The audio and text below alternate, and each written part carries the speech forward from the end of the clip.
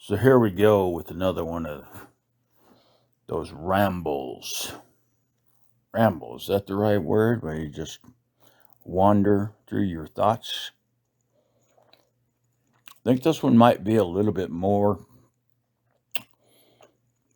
directed. Maybe not. I guess the topic of this one is don't expect that. And guess what? One of the biggest mistakes, and I say this with some fair heaping, big heaping, helpful, whatever, of accommodation, heaping, helpful. Fuck, I can't think of the words, but man, you talk about the trap. Oh, and we're all guilty. We're all guilty. I think I know my friends. I think I know what they're capable of.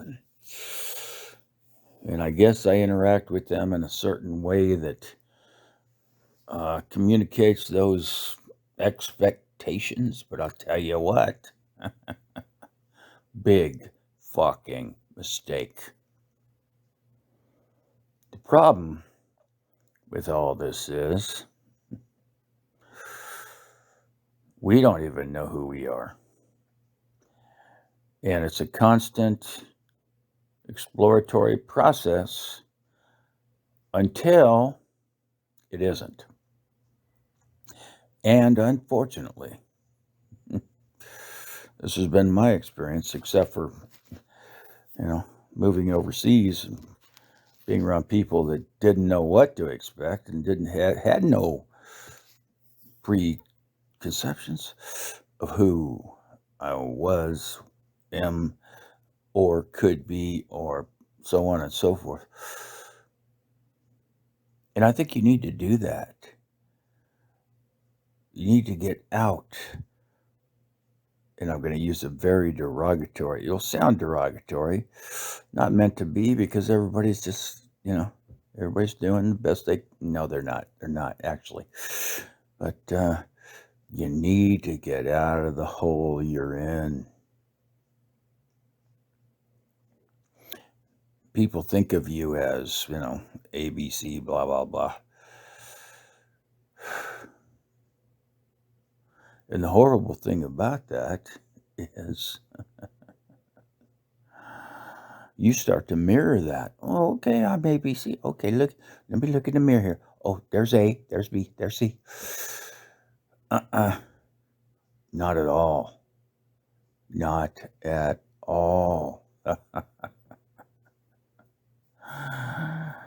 You just have, I don't know why I need to throw in the F words, but they give it a punch, right? So you could say, you don't know who you are. Or I could say, you don't know who the fuck you are and what you could be.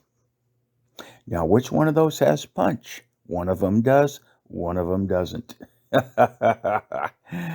So I'm all about punch. And I'm all about, well, as a teacher for almost 30 years, one thing I learned, never, ever, not on your worst day ever, when you're feeling in a bad, never underestimate that kid. That kid is going to surprise you someday.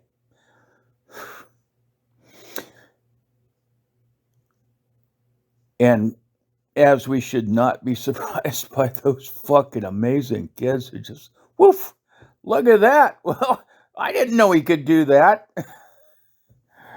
Well, we're not all that different.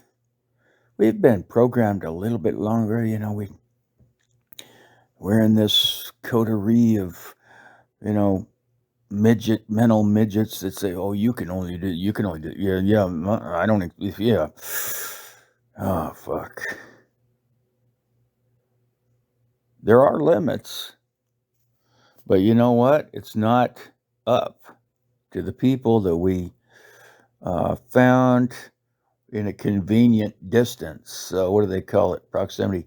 You know, most friends are made, uh, well, they're not made. It's what happens. Proximity. They're close. That's who I hang out with. So on and so forth. Very convenient. Fucking convenient. And, absolutely abominable. Because you bring each other down. And I try not to. I try not to. And I, I fuck with my friends regularly. Get them pissed off as much as I can. So if they see a new side of them, I know it's not it's a crazy policy, right? So how is that going to help? How is that going to help to get somebody? Well,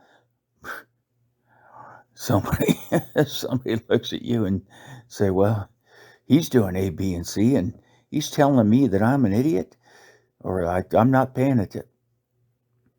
And guess what D does? Or the other person. They say, fuck you, man. Look at this. Look what I can do. Oh, oh, oh, oh. Now, it doesn't have to be that, uh, what is it? Self promoting, whatever. But man, we can do things that we had no idea we can do. And your friends, most of them, can do things that they had no idea they could do. So I don't know how you get through all this, commonality of mediocrity, but it does seem to be uh, it's what defines most of society. Commonality of mediocrity. That's a great expression. I'm going to use that. I thought it up. I get to use it. But that's not what I. Unfortunately, the crazy thing about this whole story is when you start telling your friends in whatever subtle ways or not so subtle ways, man, I think you could do so much better. Well, the first response is, fuck you, fuck you, fuck you. You don't know anything about it. Well, guess what, brother? I've had 10,000 kids like you in the American school system, the Japanese school system, the Korean school system, and a little bit in Mexico. And I know, guess who's stopping you? Guess who's stopping you from being better? You want to guess? You. And there's one, fuck you, fuck you.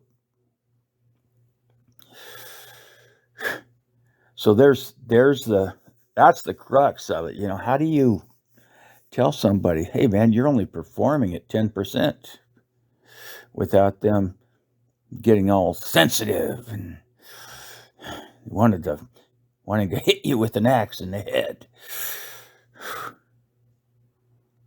Tough story. Tough. And I'm not even sure there's an answer. But I'll keep trying.